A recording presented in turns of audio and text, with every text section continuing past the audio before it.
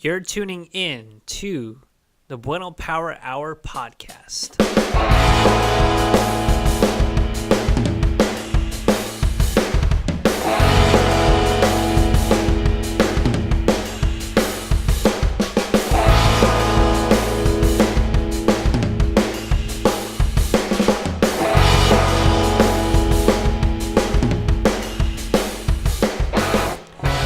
On this episode of the Bueno Power Hour podcast, I speak with Nica Aquino. Nica Aquino is an artist currently living in Southern California. And we kind of just tap onto a couple of things: her musical tastes, her upbringing, her artistry, something she's been interested in, and a variety of things. This was a really good conversation because it's of someone that I truly respect and very inspired by. Nica Aquino is pretty damn amazing, man. So, yeah, guys, thank you for tuning in, and enjoy this episode.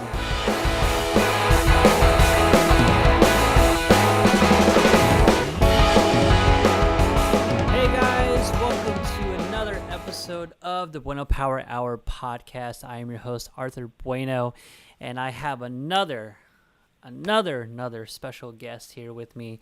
I actually found her on Tumblr because I was really inspired by her 35 millimeter work, and as of late she's been kind of venturing off some different types of projects, really kind of promoting Philippine arts, which I think is pretty incredible due to the fact that I don't know if there's many Filipino artists out there that are being represented, and this is something that I kind of am pretty proud to know with this individual. I don't see a lot of Filipinas, showing off their photography and have the type of punk rock aesthetic that I would like, most Filipinos and Filipinas would have. Fun fact, me and Nica share the same friend. And who is this friend, Nica? Courtney? That Courtney and? And Christine? Yes, Christine. Yeah. Christine. She was actually my manager a long time ago at Forever 21. No way, are you serious? Yeah, we used to work at Forever 21 in downtown Portland. God, it was the worst. Oh my God. And that's the thing, like, I knew of Christine years ago because she was actually part of the scene in Fresno, California. And yeah, she told me. She said she used to sing for a ska band.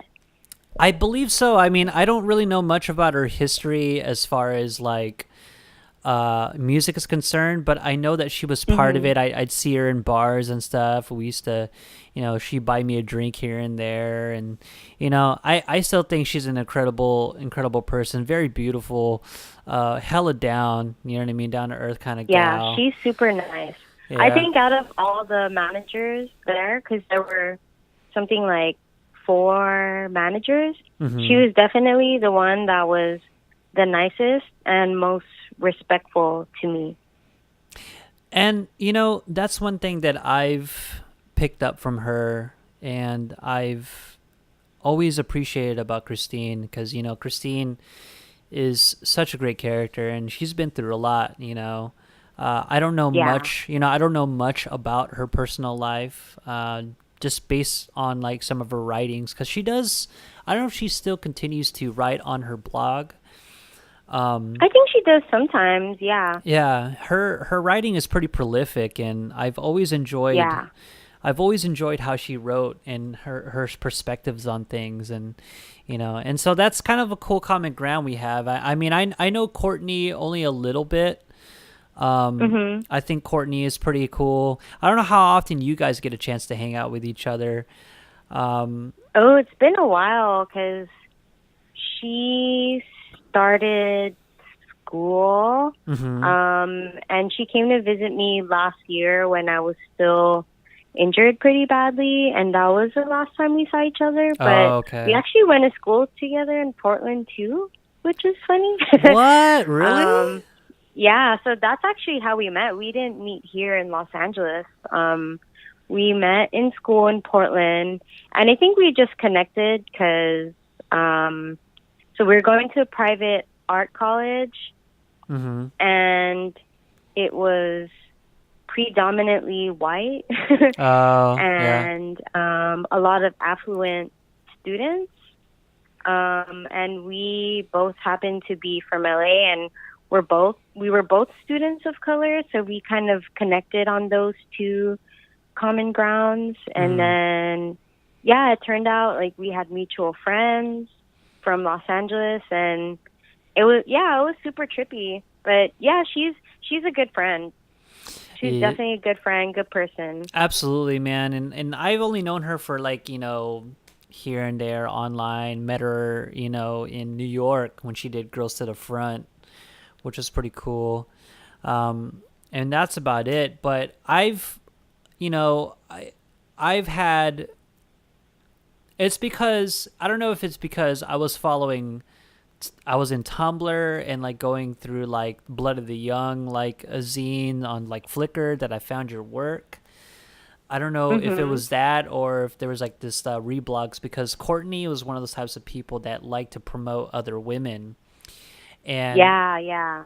you know what I And mean. we actually collaborated on a few projects that she'd asked me to help her with. Mm-hmm. So maybe a lot of times what she would do is like she likes to do a lot of portraiture, so she would take a portrait of me and then link my Tumblr to it. Yeah, yeah, yeah, yeah, So that's a possibility, maybe. yeah. I don't know. All I know is you followed me, and then I checked out your stuff, and I liked it, and I followed you back.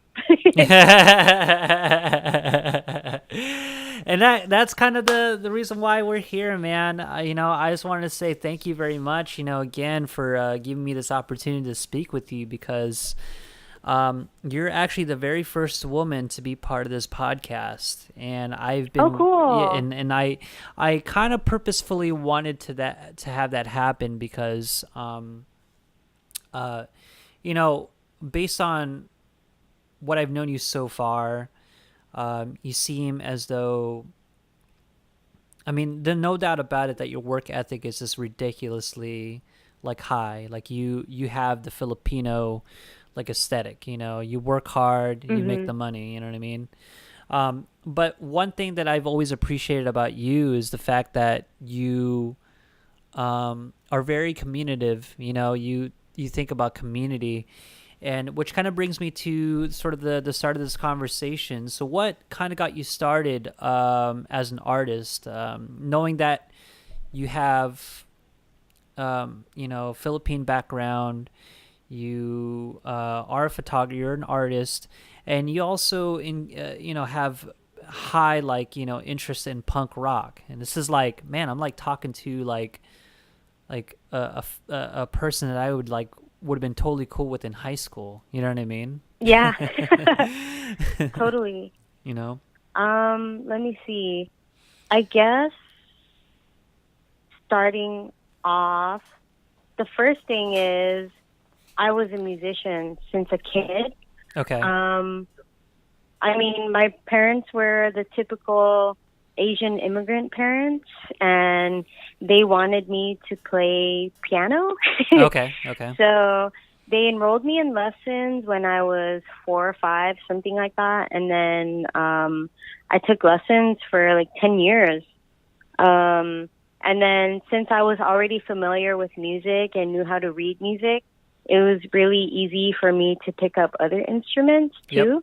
So around the time I was in middle school, I joined like marching band, orchestra, jazz band, and I tried all the instruments. But I think the ones that stuck with me the most during that period was clarinet, percussion, and violin. Okay. And I actually took violin lessons for 5 years too, which was really funny. And because I was also the only Filipina American in the neighborhood that I grew up with and going to school, I grew up during that time in the early 2000s, and that's like when King of the Hill was really big, and I played violin, so I got made fun of a lot and got called Con Junior. Yeah, dude. Holy shit! Oh my god. Yeah. Uh, so yeah, and then I think it was towards 7th or 8th grade, or maybe the end of 6th grade, that I got introduced to punk and ska and metal, and I started learning guitar and bass, and it was really fun. I liked it, but definitely string instruments I didn't do well with them. Mm-hmm. So that's also why I quit taking violin lessons after just only 5 years, because it's pretty hard. Yeah. And so, I mean, I wish I had gotten further with guitar. I know like a few basic chords, but I remember in middle school, I would try to copy like really simple punk songs, and that's actually how I learned how to play guitar. Yep. Because punk's pretty easy. It's a lot of power chords, so Mm-hmm. that was pretty easy. And then I learned how to read guitar tabs. But yeah, it was, I think, maybe 8th grade. I stopped taking piano lessons too. I think I just really got invested into punk Yeah. at that time, and I just didn't want to do it anymore. And I remember being really worried about disappointing my parents. Yeah. But then at the same time, it was a lot of pressure too for a little kid, because when I was like under 10 years old, they were already having me do piano recitals and competitions, and then I would take certification exams to get certificated in music theory. Oh my god. And yeah, and the exams are really hard, and it was a lot of pressure for a little kid. And then I think getting into punk kind of made me rebel against that expectation, because you know how Asian immigrant parents they have really high expectations of their kids, and then they also kind of use their kids to show off. You know, like, oh, my daughter just won first place in this piano competition. You know, and I don't know if you've ever read the book or seen the movie Joy Luck Club. Of course I did. Yep. Yeah, but remember the little girl who played piano, and like her mom was really pressuring her to do it a lot, and she just reached her boiling point and didn't want to do it anymore, to be used to show off to other people. Mm-hmm. So that definitely applied to me.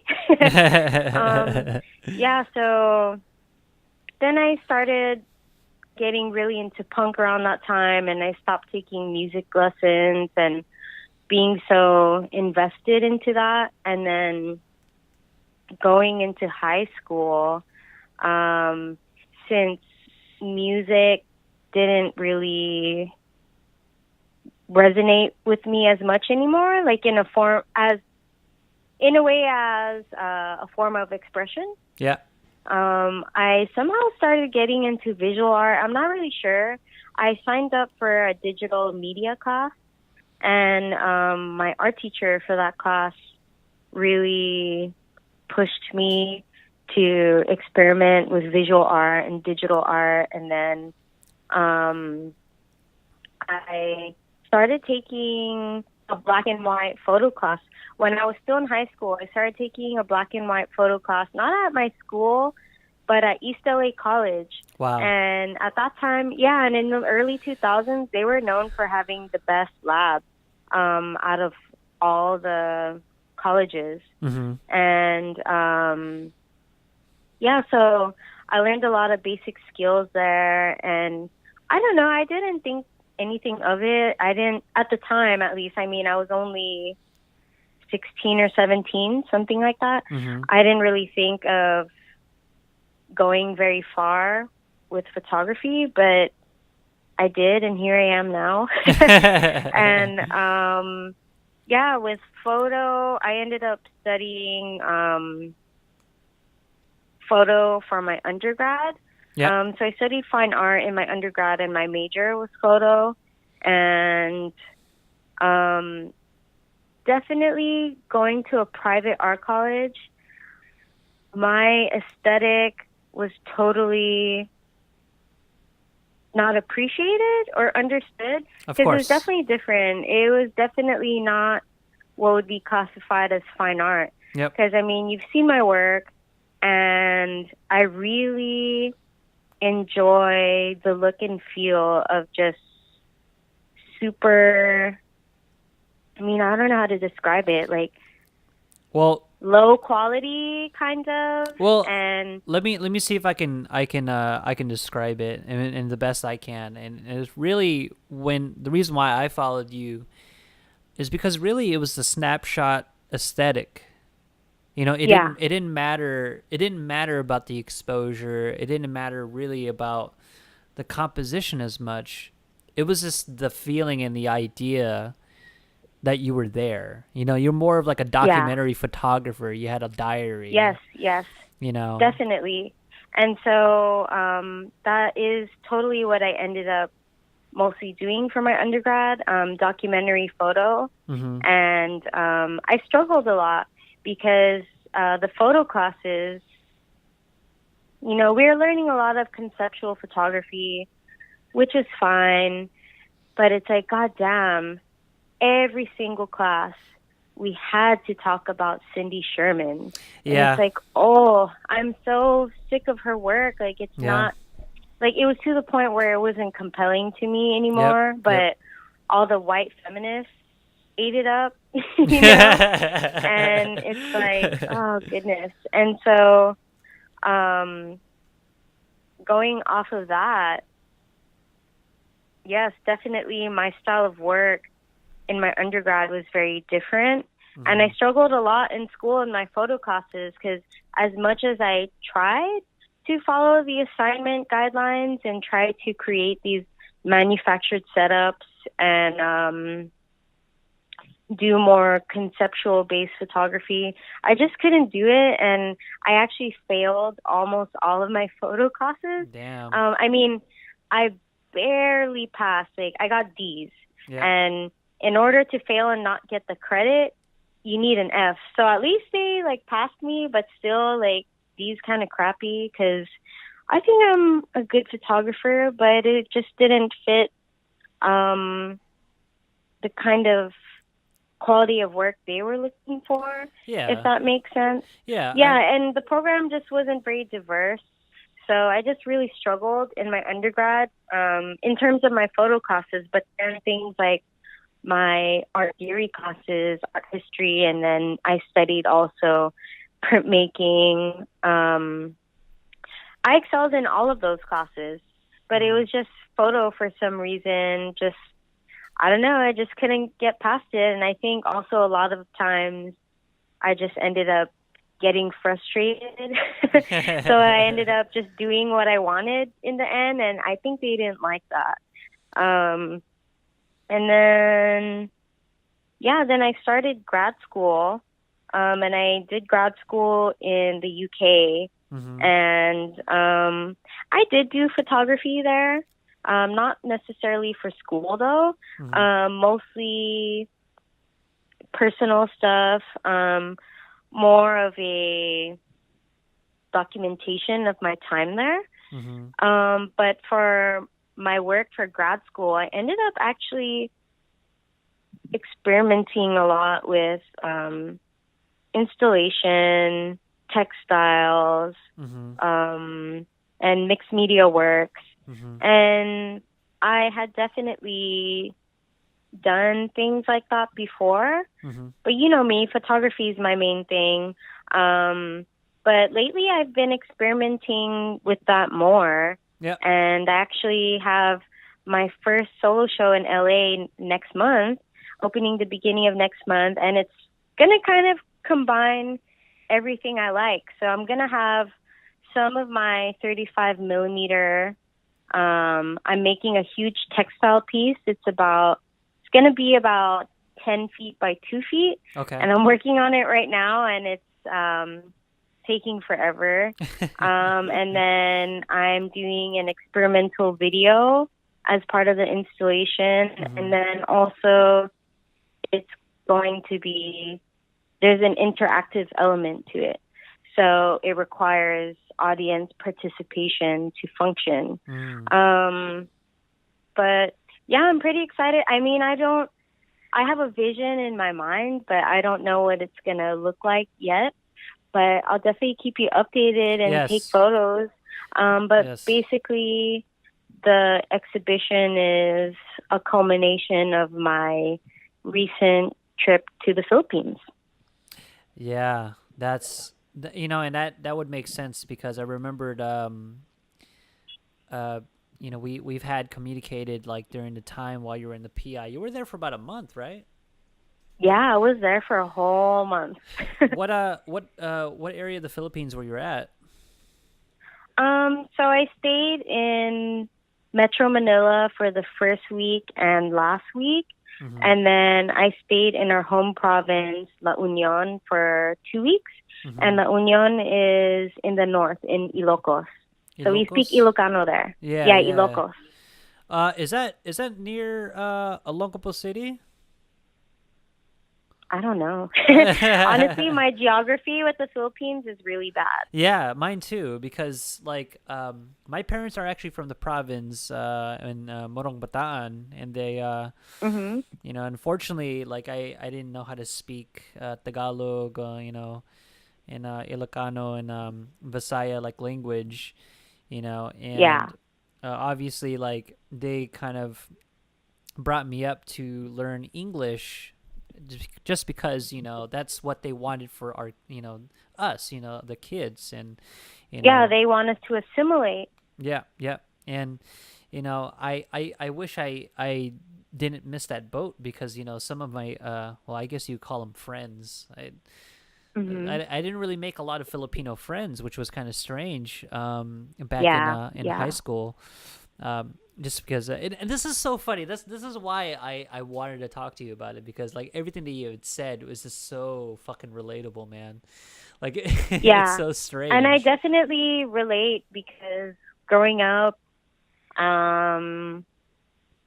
elementary school, middle school, high school, I can't say I had Filipino friends, and that's because most of the Filipinos I met who were around my age, who were mostly first generation like me, even though we could relate in the sense of our parents being immigrants, I just couldn't relate to them. And it was for a number of things. It was, first of all, the music and aesthetic I was into. You know, most Filipinos aren't into punk rock. Right. And then also the fact that most of the ones I met, well, at least here in Los Angeles, I don't know about everywhere else, but here in LA, a lot of the Filipinos I meet who are first generation around my age, a lot of them are upper middle class or straight up upper class. And I just couldn't relate to that. I mean, I grew up first generation. My parents were immigrants, and we were pretty lower class then. My mom worked 7 days a week. We lived in a 1-bedroom apartment, and sometimes there was a point where there were 4 of us living in the apartment. Me, my parents, and 2 siblings. I guess that's 5 of us. Yeah, 5 of us. And there was a point where, yes, we were all staying there, and me and my siblings slept in the living room. And in the living room, we only had 1 twin bed. So we had to share and alternate every night which one of us would sleep on the bed and which 2 would sleep on the floor. And and I remember telling this story to one of my friends who is Filipina. She's a little bit younger than me. She's like about 5 years younger than me. So she's like already considered the next generation.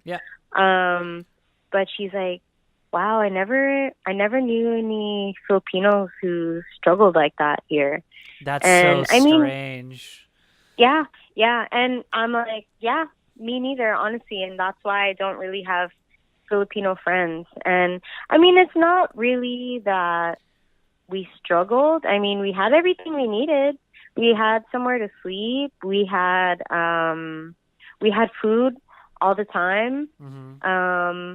My parents had a car. Mm-hmm. So for them, that's already the American dream. You know, we had cable TVs. So, you know, like for them, like that's pretty good. Yeah, You yeah, know, yeah. considering where my mom came from, she came from a really rural town, farming area. So, you know, for them, that's already good. But I guess for me, being first generation, it was so much pressure because I didn't have what a lot of people had, Mm-hmm. and I was just too young to appreciate, like, hey, I have somewhere to sleep, I have food, and there's cable TV. You know, it's all good. Right. Um, But I mean, but definitely as an adult, I appreciate that more now. But yeah, it was tough because it definitely affected, my mental health. yeah. And I mean, that's just part of the intergenerational trauma of being first generation. Yep. And that's so funny that you say that because like my dad, God rest his soul, he passed away in 2003, but prior to that, it was so ingrained in him to make sure that we had a roof over our head and Yeah. we had clothes and we had food, and I can't say that, you know, for a lot of the Filipinos, like in Lemoore, where I used to live at, there were quite a bit of wealthy Filipino individuals, Yeah. computers, you know, Calvin Klein, Ralph Lauren clothing. I mean, Yeah. you know what I'm saying? Mhm. The Vegeta Goku like type of haircuts. You know what I'm saying? Totally spiked hair and Spiked stuff. hair with the Buddha beads and Yeah. shit like that. I mean, like, Mhm. these motherfuckers look decked out like to the T, Yeah. and you Yeah. got you got your Totally. Filipina girls. You know what I mean? And They'll they're all super pretty. yeah, they're all decked out. They even buy their mans like fucking like imports, import cars because for Yeah. some reason they got Yeah. some Totally. some job at a fucking casino and shit, and Yeah. you know what I Yeah. mean. You know what I'm saying? Like, not, dude. Like, Yeah. I'm telling you, like, I know, but and let me tell you, like, my upbringing was I'm very fortunate for my upbringing because my dad definitely took care of my family before he left, and Yeah. we had to He made sure. he made sure, and you know what was interesting is that he was able to get to the United States because of the military. And Yeah, that's a lot of Filipinos, a and lot of older Filipinos for sure. and I would tell you this, man, like a lot of the Filipino like folk, they always praise the military. Like, why don't you just go to the military? I'm like, no, I don't want to fucking go to the fucking military. Like, that's not what I want. You know what I Especially mean? not the US military. Hell no. No, like that's not my shit. Like, I don't care about that No. shit, Like, No I way. don't do well with authority like that. I'm too sensitive. Yeah. So, Authority and just like normalizing violence. yeah, I'm just not into it. And that's what kind of your story relates to me so much because as I grew up, I was one of the few Asian kids, right, that Yeah. Yeah. played guitar, who was into emo, like big emo kid. You know what I mean? Like, I was totally into emo in the early 2000s. I oh fucked with it and I got made fun of. no, dude! Like, I fucking loved Dashboard Confessional. There was some shit like Further Seems Forever, Captain Jazz, American Football, a lot of the Midwestern kind of stuff. When Thursday came Mhm. around, I was fucking with that stuff, and like bands like that, and when my punk friends were like, dude, you gotta listen to Finch, you gotta listen to Taking Back Sunday, you gotta listen to Rancid, you gotta listen to Descendants, you know even some of the friends that I had that were like, like very atheist, like fucking Operation Ivy. I think that was the Operation Ivy. Mhm. Yeah, I don't know if it was one of those bands. And what was the other band that he was? I think there was a band that my friend used to listen to called My Pet Jesus. I'm like, holy shit, that's so fucked up, you know. And That's so funny. it's fucking hilarious, you know. And I couldn't believe, like, some of the shit was just fucking scaring the shit out of me. I was like, it was really like, you know, testing my Something faith. about it just resonated with you, right? Yes. I mean, Yeah, same. I'm not a full on atheist, you know. Yeah. I fuck with, you know, being an agnostic because, you know, I feel that, you know, if there's some things that I believe in, you know what I mean? I do. Yeah, totally. You know, I Yeah. believe in love, I believe in friendship, I believe in, like, all this shit, you know. And I don't know what's happening there, but I digress, you know. And part of that time, you know, I was listening to a lot of metal, I was listening to a lot of hardcore, and none of these Filipinos were fucking into that shit. They were listening to their fucking Ashanti and their Ja Rule, their 50 Cent. Oh my you know what I God, mean? that's so early 2000s. That's like so childhood right there. It is, but you know what? We fuck with it, you know. We still fuck with it, you know what I mean? So yeah, totally. And that's what I can definitely say. Like, same. I didn't really have Filipino friends because of how different we were. mhm. And then also, like, growing up in the early 2000s and, like, wearing the type of clothing I was wearing, you know, bomber jackets, Doc Martens, distressed clothing, fishnets, motorcycle leather jackets, and, like, all this stuff I wore back then is, like, trendy now. Mm-hmm. And at least back then you could kind of tell who was into the same stuff as you because of how they, like, their aesthetic, you know. Yeah. But now it's like normal people wear those type of clothes and you can't tell who's fraudulent or not. And right, and it's like those were all the types of clothes that I would get made fun of for by, like, Filipinos, and, like, not even other Filipinos, but lots of other different people. Yeah. Like, I remember I'd show up to school wearing bomber jackets and Doc Martens, and I'd get called a lesbian, you know? And now, like, you see bomber jackets, like, in high fashion, and, like, Doc Martens with all these, like, flower designs, and, like, normal people wear them now. Mm-hmm. And then I remember wearing distressed clothes that weren't, like, intentionally distressed, like how they are now. Like, they were just ripped from, like, overwear, you know. And like, I remember the girls at school telling me, "Oh, girl, are you poor?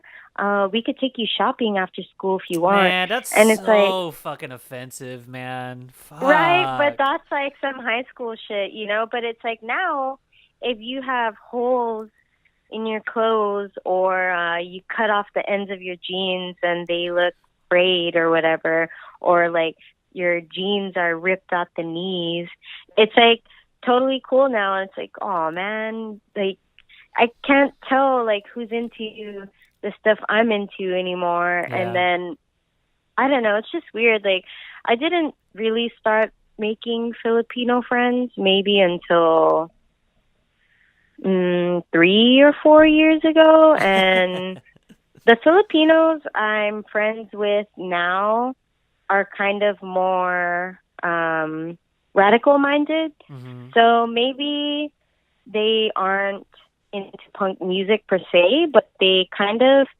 fit just the description of being against the norm, being against just what's being thrown at us now politically. Mm-hmm. And just the type of world we live in right now. Like, they have anti-authoritarian beliefs, and you know, that speaks to me. But it's like, yeah, sometimes I wish I could meet more Filipinos who are into the same music I'm into, Mm-hmm. or are at least more into art. And not just any art, like Mm-hmm. obviously like more radical minded art. Right. But I guess in the Bay Area, there's a huge like Filipino American punk scene, and I've been wanting to go to their annual punk festival, but something always comes up and I can't make it. Have you ever been? I think it's No. been going on for like 5 years. No, I mean like I know that like in the Bay Area because of Mabuhay like gardens, you Yeah, know, yeah, that Filipino joint, I mean, was one of the reasons why like, you know, punk was so huge in the Bay Area, you know. yeah. Because I And read that's where the Circle Jerks and Dead Kennedys had their first gigs. from what I understand them, even Ian Mackay's first band, the Teen Idols, you Oh, know. cool. Yeah, so, you know, it was such a place to be when he came to punk rock, you know, and um And Filipinos now don't get that. they don't. They really don't They get it. don't. They I mean, don't. some do. Like Yeah. obviously you and me, but for the most part, the regular ones, or I don't know what to call people who are into this stuff, like subculture stuff. You know, like we just call them normal people, I guess. Yeah, I mean it's norms. It's just normal like thinking, you know. Yeah. I've definitely had you know, I've tried introducing this kind of idea to most Filipinos that are out there and you know, in my circle and you know, like I have one particular friend named Oliver who like he's a total geek. You know, he loves Dungeons and Dragons, you know, I think he fucked with Pokemon quite a bit. But you know what I mean? But the guy is like he's like straight metal. You know, like Uh huh. he'll listen to like Napalm Death and you Oh know, he goodness. likes Viking, you know, Like some Nordic stuff. yeah, dude, like just straight up metal shit. I'm like, dude, this guy is like on a whole nother level.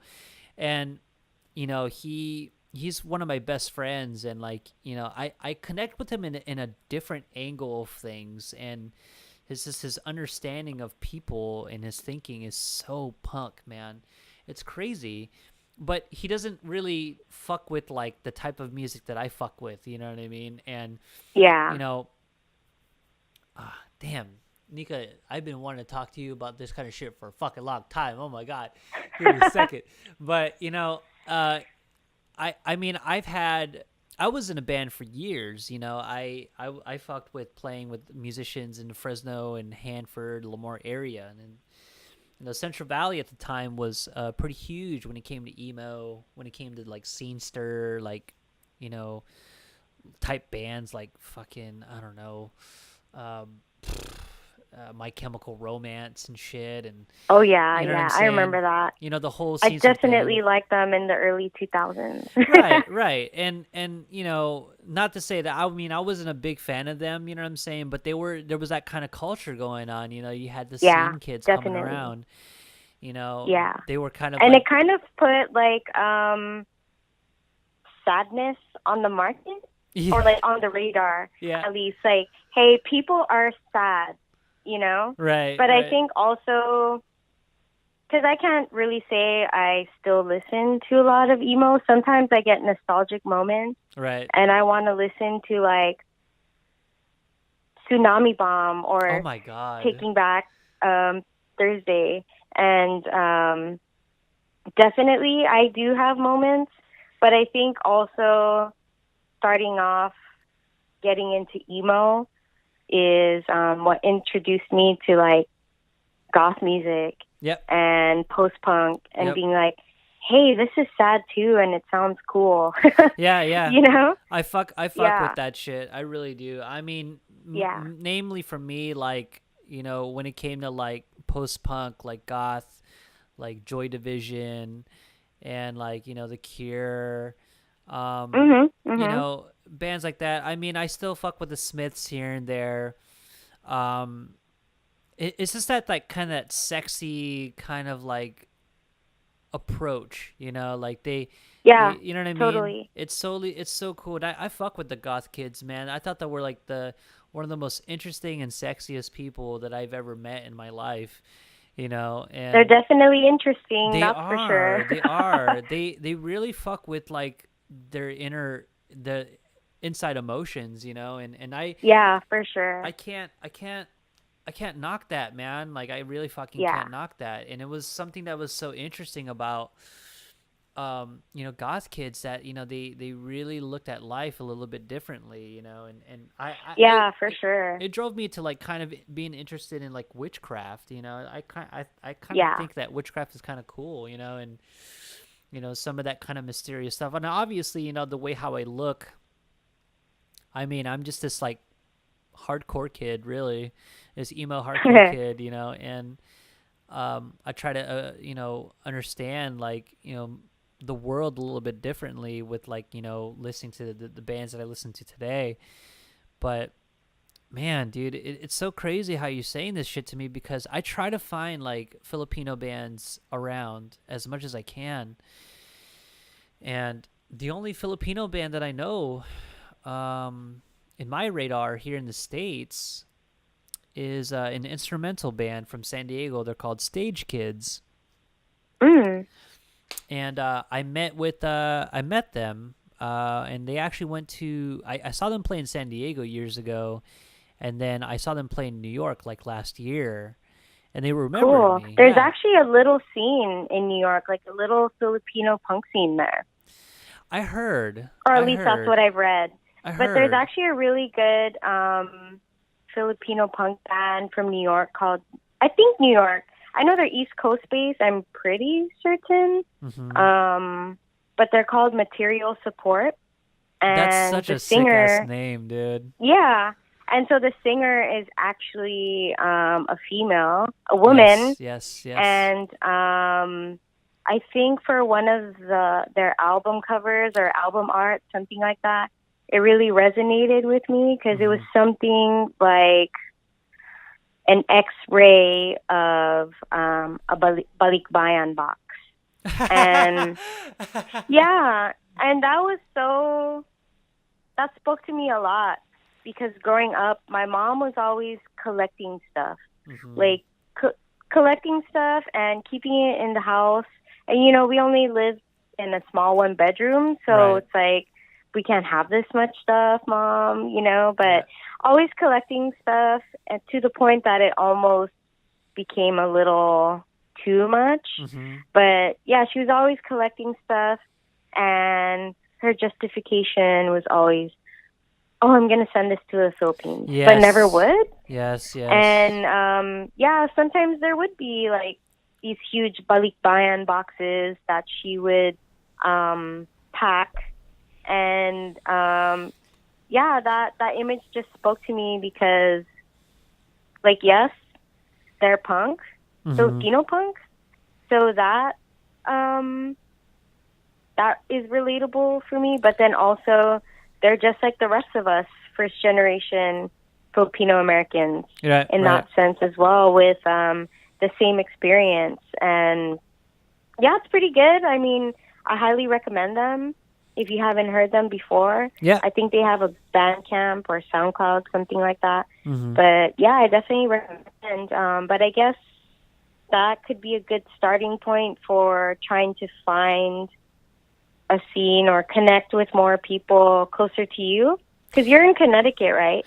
Yeah, but I actually plan on moving back to Oh, to California. California? Yeah. Crazy. I'm so me and my girl right now are kind of, you know, sort of figuring out whether if we should be living in the Bay Area or we should live in LA, you know, and either way, California's pretty crazy right now, man. I know. Like, in terms of cost of living, like, Yeah. the cost of living and the quality of life just don't match, you know? Yeah. Because, like, it's very expensive. And Mhm. then even, like, if you find something that's, like, I don't know, $800 or $900, and that's like considered the cheap end, which is ridiculous to me because to me that's expensive. Right. Like you're just living in a dump, and it's like super sad, you know. Like Yeah. I don't know. I mean, it's definitely a good place to be because everything is accessible, and there's a lot of things to do every day, all the time. If you're looking for something to do. But then, I don't know. I mean, it's complicated all throughout the United States. You know, it's like I don't understand where average people are supposed to live. I've felt the same way. You know, I really have. And you know, right now I'm living in a basement. You know what I mean? Like I'm living in a basement. It's a roomy basement. You know, it's not dingy or anything like that. It's actually done up. But you know, theoretically, I live in a basement with you know, a $500 like, you know, rent, and it's expensive, sure. But yeah, I think California is calling me back. You know, if that's kind of, you know, if that makes sense. I mean, if people like you exist in California still, there's more reasons for me and my girl to come and live there because, you know, like fresh thinking, you know what I mean? And kind of, totally. You know what I'm saying? And just like, understanding that shit, you know? Yeah. And, you know, change is always good. And then also it's very helpful that you wouldn't be doing it alone. You're doing it with a partner. Yep. So that always makes moving a lot easier because, one, it's difficult to move. And then, two, it's like expensive. Hell yeah. Expensive to move. And then once like you're settled, it's just expensive to live. And yeah, when you have a partner who you trust and just definitely feel a good balance with, it makes things so much easier and bearable. Yeah. That was one of the things that's very, very much bearable. Man, Nica, like, I swear to God, dude, if I've ever met you, like, outside of Tumblr, we would probably had the same conversations, man. I know. Well, when you come back to California, you know what's up. Yeah, I've been planning on coming to LA to go visit you and you know, the rest of the folks in LA, you know, all the artists that I am definitely like inspired by. And then, you know, let's actually talk about that. I mean, like obviously as far as your installation you got coming up next month, are you still photographing? Photographing shit these days, or are you kind of now leaning towards? Okay, all the time. Okay. So I shot a lot of film when I was in the Philippines, and I was starting to scan some of the negatives last night that I'm going to be using for the show. But yes, I've been pretty inactive with posting my newer work online. Yeah. And that's only because I've been lazy. Yeah. And then also I've been just kind of busy and things keep coming up and like, so it keeps getting like pushed behind. Yep. And then also it's just, and this is in addition to being lazy. It's so difficult for me to want to sit in front of the computer. You know, I don't like it. I don't like using the computer. I don't like sitting there for a long time. I just prefer to be out, you know? Yep. And not necessarily go out because I don't like going out. Right. But I mean, like, out taking photos and walking. And so I actually haven't updated my Instagram for a while. And I was trying to be better about it and trying to post at least one photograph a day. But it's so much work. And it's like, I don't know. Social media is really, I feel weird about it. And I try to disconnect from it, but then it's like such a vital way of promotion and marketing these days, and like it's so easy to reach a lot more audiences nowadays. But it's like, you know, like I just don't want to be on the computer and my phone all the time. And so, yeah, I don't know. I know I need to be better about it, but it's so difficult for me to engage too. And that's why, like, I mean, you're friends with me on Facebook too, and you see on Facebook I'm mostly just reposting like super nihilist and dark memes. They're pretty fucking funny, like, though, especially the King of the Hill ones. They're the best, man. Yeah, and it's also like my sense of humor that Filipinos have told me before too, where they're like, oh, you know, I had to get used to your sense of humor because I didn't really understand it at first. Right. Yeah. And I'm like, well, when you've had the life that I do or experienced some of the things I have, then maybe you might understand it. But I'm sorry that my humor might be weird to you, because I've actually had a few people message me because I mean, I think it's funny, and I don't know, I like posting memes with really dark humor. Yeah. But some people take it seriously. They don't understand like that it's just my humor. And they're like, oh, if you ever need someone to talk to, you can hit me up anytime. And I'm like, whoa, I'm okay. I'm okay. I'm like, actually, memes are kind of my way of, you know, feeling better. But thank you for reaching out, but I'm okay. Well, I think that what is really, what's strange is that a lot of like Filipino and just people in general, like when they post stuff, it's just, you can kind of tell how sensitive they are. And, you know, I think one of the things that I hate the most when it comes to like posts is when people take a picture of themselves and then they quote like something from like the Bible or like some writer. Goodness. You know what I mean? Yeah. And it's just like, it's just a picture of you quoting something, you know, like, or it's just, well, it's just, it's so selfies dumb. in general. Right. I'm not really a selfie person. Like sometimes I open Instagram and that's like the first thing I see, so it really puts me off from like wanting to open it. Just because there's so much of it, and then like me myself also, I don't really like taking pictures. I prefer being the one being behind the camera, but me, like myself, like I don't know, it's awkward for me.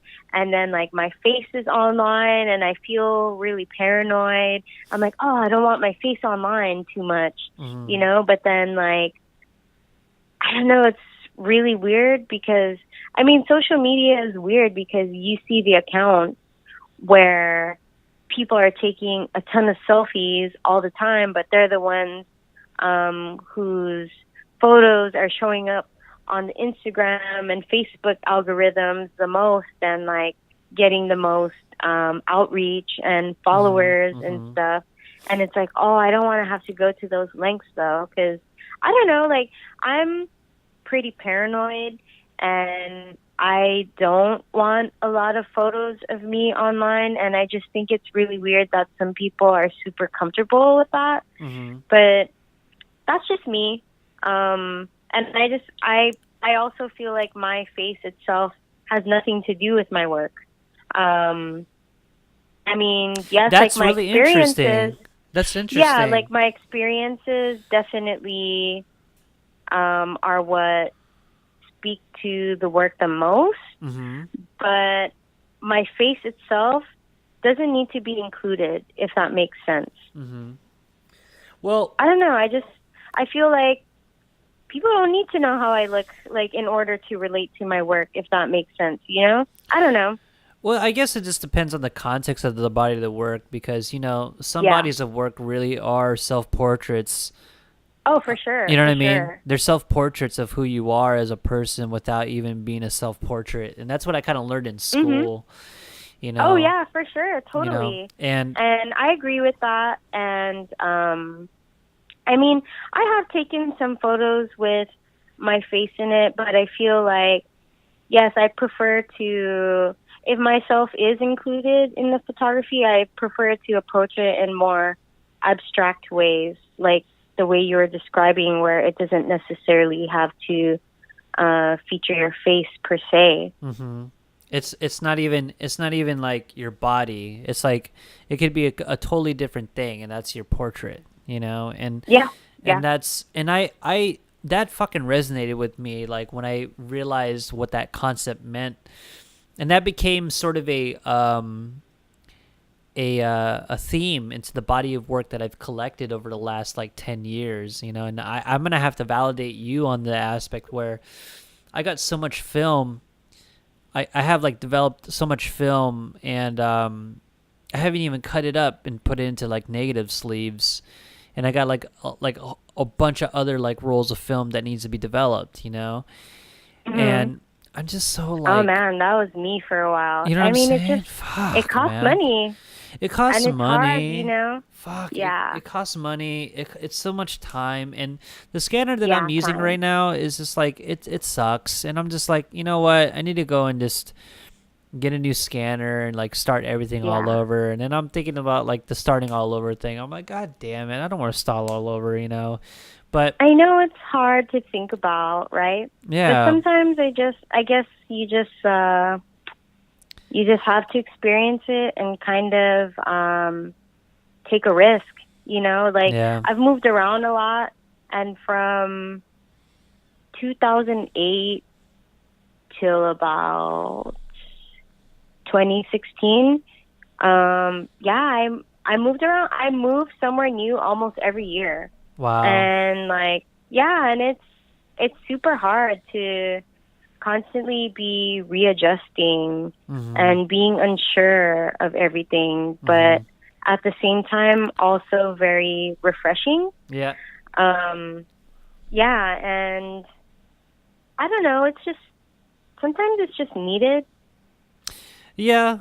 I mean, I'm gonna have to admit that too, and obviously, like trying to like I've been trying to create work, um, and one day hoping that I can sit down and actually sort it all out, you know. And right now, I'm actually working on a project where, you know, it requires me to take instant photos. So I have an Instax camera that I use now, all black and white.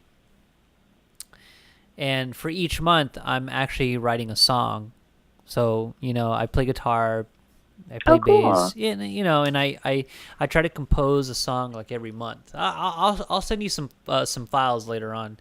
Maybe you can jive with it, but um, you know, it's one of those kinds of projects I've never done before, and I think that's what kind of why I was so happy to know who, like you as an artist, is because you've never been afraid to try something new. You know what I mean? Like I've always, Mhm. you know, I've seen you like kind of just, you know, getting your portrait taking with like, you know, some of the fabric that you're wearing, some of, Yeah. you know what I mean, and kind of like, you know, looking at certain like exhibits and like kind of taking like um I guess inspiration from it, and sort of melding into your own, you know. Like photography isn't just your only thing, you know. You've kind of Yeah. delved into other like mediums, and it's always been fresh, you know. And I have to give it to you, man. Like that's what kind of what an artist is. It's like you're not even a photographer anymore, you're just more of just an artist, because Yeah. labeling you as this one thing would be sort of treason, you know, in that respect, you know. But Yeah, I mean, yeah, it's true. I have tried a lot of things.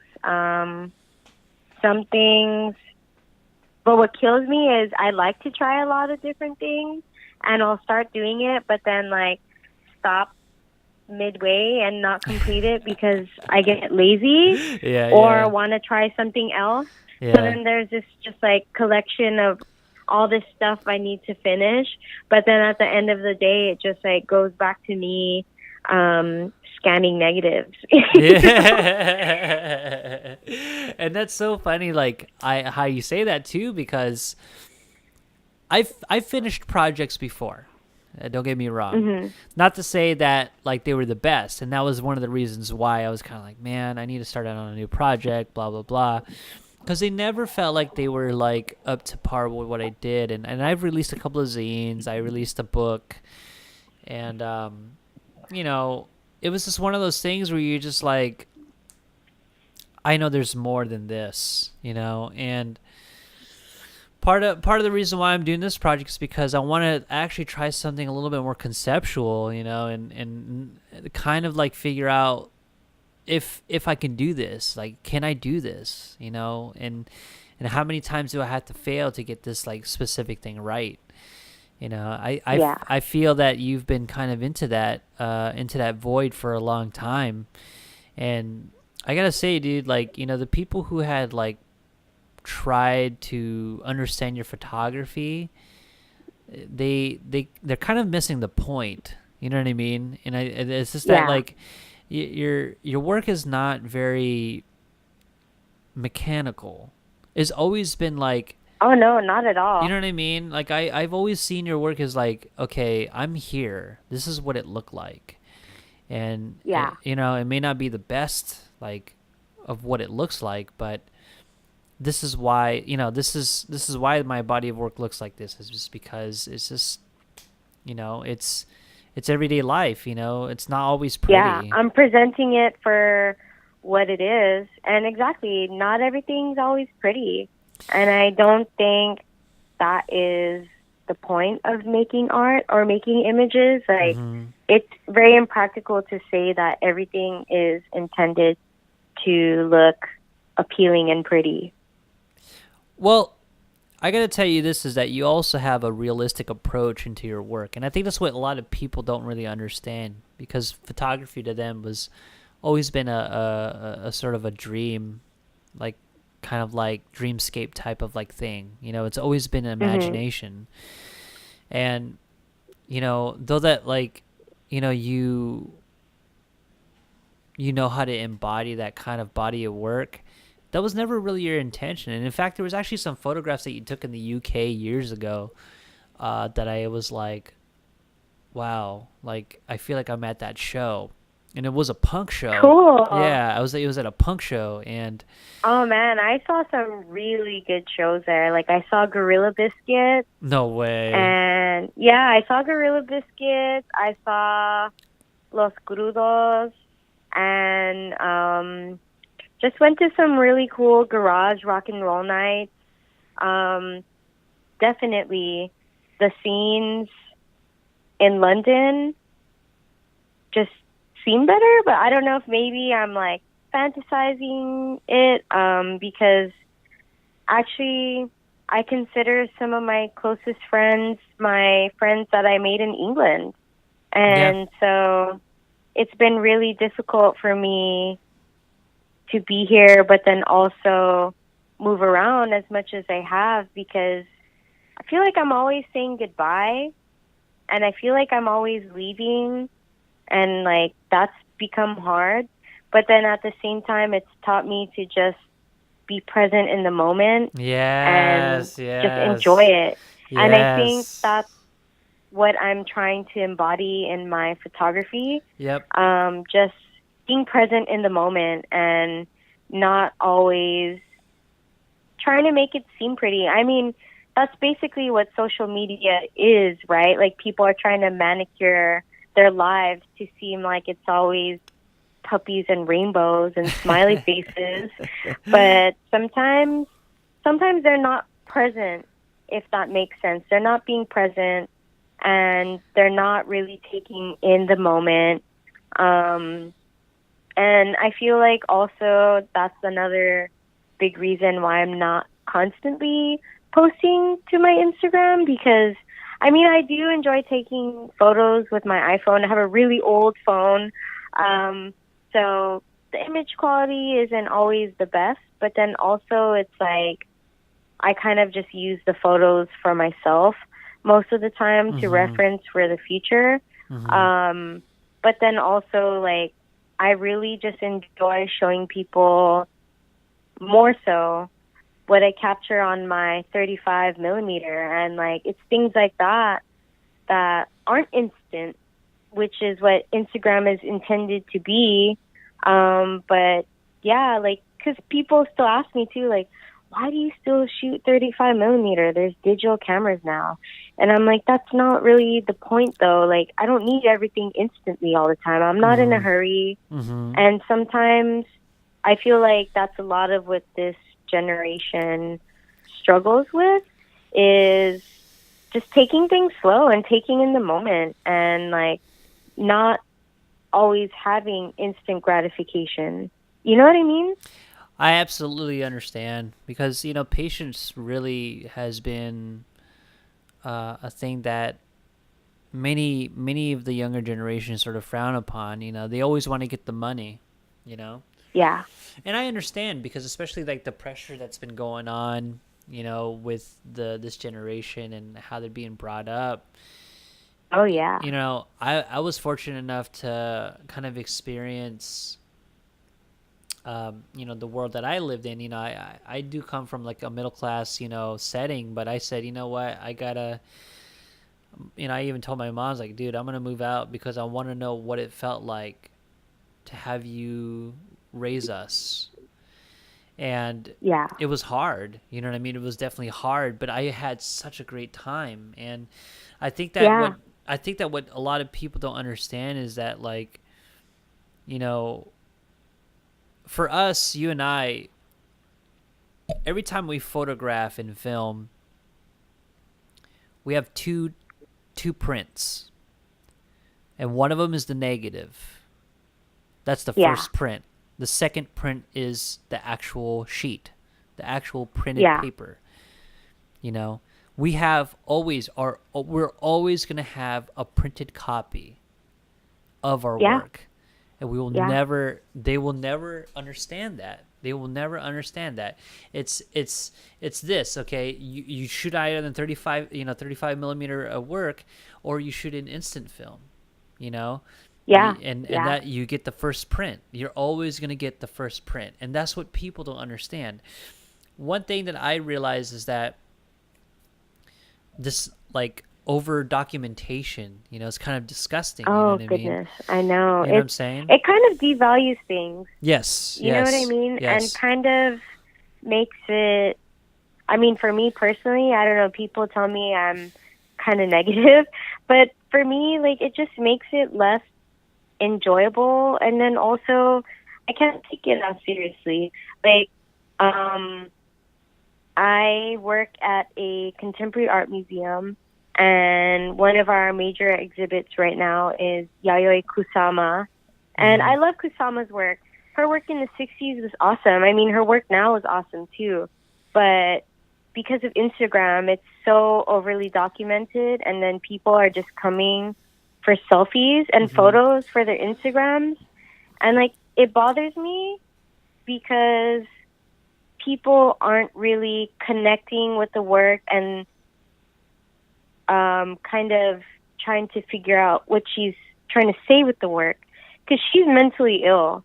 Yeah. And this work that she does with a lot of polka dots and repeated patterns has to do with mental health and how she's able to cope with it through art. It's her art therapy. And people aren't realizing when they go to a space where her work is showing and they're just going there simply for their Instagram photos, it makes it really difficult for me to take the work seriously. You know what I mean? And that sucks because I love her work. Yeah. And I get that too, but those are the types of people that really don't understand art or don't really care to understand it. You know what I'm saying? Like, there's a difference. There's certainly a difference. Oh, yeah. And it's like art museums have become like the new Disneyland, you know? People are just going to take photos, and it's like, I mean, I know people have been doing that for decades, but it's not the same as it is now. You know, like, it's exactly what you're saying. It's overly documented. It certainly is, and I can't really knock it, in the aspect where, if people are doing it for the purpose of just like promoting the artist, and it's like, hey, this exhibit is really good and yada yada yada, and I get that kind of aspect. But if it's only for your own gain, then that's entirely a different story. You know what I mean? I just can't vibe with that. But yeah, same. But anyway, there's so much that we can talk about, man. But I'm gonna have you come back onto the podcast. Cool. Yeah, you know what I let's mean? do a part 2. Yeah, I definitely have. I don't know what it is with people, man. With you guys, man. Like so far, all the people that I've interviewed, especially you. Like there's so much I want to say to you guys, you know what I mean? And I know, and it's hard to say it within just 1 hour, right? Yeah, it really is hard, because to let the podcast world know, this is our first time we ever talked on the phone, and yeah, and I think that this is kind of a cool way of like documenting, because a conversation between two individuals, especially for me, because I kind of look up to you in the aspect where you embody the Filipino women that who was looked kind of like overlooked, you know what I mean, and kind of were the kind of Filipino women that I've always wanted to be around for the longest time, because like how to like kind of give guidance to us, other Filipinos. I try. I could use some guidance myself. But you're hella strong, and I love that about who you are, you know what I mean? And there's like other Filipino, artists such as like Bamboo and Rocky Rivera and Ruby Ibarra, who currently live in the Bay Area, that kind of embody that aesthetic, and they're very tough and very like-minded individuals that really think that art is really important in their life, and they stress that so much towards their communities. And knowing how you are, like, I've always had this sort of connection, like, dude, that person right there, I could have totally fucked with her, man. Like, she totally understands where I'm coming from. We could have done so many more exhibitions, you know what I mean? I know. And totally. Well, we got to work on some more collaborations, man. Absolutely. And I know that you and I have been so busy with shit, and hopefully we can get that done soon. Yeah, we got to work on the next scene together. Yeah, man, it's been so long. But Nica, I just want to say thank you very much for being part of the podcast. Is there anything that you want to shout out before we go on? I know that you said earlier in the conversation that you have an exhibition coming up. Punch that, kind of talk about that and whatever things you want to kind of shout out. Okay. So yeah, next month, opening on the second Saturday, October 13th, in the Annex Gallery at Avenue 50 Studio in Highland Park. Mm-hmm. I'm having my first solo exhibition in LA, and it's going to be quite small, but it's going to be really good and intimate. And if anyone's around, I think you'd really enjoy it. The body of work is called Memory Room. And so basically I transformed this whole room, or I'm going to transform a small room into a sort of prayer space to honor the memories of our ancestors and past loved ones. And then I'm hoping in November, I'm curating this Los Angeles-based Filipino-American art exhibition. Mm-hmm. And so hopefully that still happens, but I'm not going to say the location or date just yet because we're still working out logistics. But I'll definitely keep you posted on that and let you know more once it comes up. Absolutely. Nica, I just want to say thank you very much for joining me on this podcast. You are a definite inspiration to many Filipino women out there who are trying to find solace in the art world and just in individuality, period. You know what I mean? And I think I think that you have to understand, man, is that like what you do is pretty damn cool, and it's pretty original. So just keep it up. And, I'll be watching. You know that I'll do my best to support you. You know what I'm saying? Just keep at it. And Oh, thanks. I appreciate that. we got to stick together, man. You know what I mean? Yeah, and thanks for having me. This has been really fun. Yeah, no, this has been totally fun. All right. I will have you back here coming soon, okay? Oh, thank you. Thank you. All right, Nica. I'll see you later. All right. Have a good night. You too. Bye. Bye. And that does it for this episode of the Bueno Power Hour podcast. And again, I can't thank Nica enough for being part of this podcast. And I've been wanting to have her on for the longest time. And in fact, I was kind of nervous to speak with her, to tell you the truth, because she really has that energy, that kind of aura that I would love to have, man. Very kind, very soft-spoken, but very powerful, very, very forward-thinking. And, with her and I being Filipino and Filipino-American who had struggled, to kind of just fit in, it's almost as if that, like, I found a person that I could have added into my circle of friends and really have these kinds of conversations and like talk about art, talk about music, make art, do exhibitions together, be a team. She's quickly going to become family, man. You know what I mean? And that's kind of the thing that I want, aside from my, awesome siblings, like this is probably like another attachment to that. And, I love Nica for being who she is. And I just hope that she keeps at it, being the way she is. So guys, thank you very much for tuning in to this episode of the podcast. Until next time, see you in the next episode.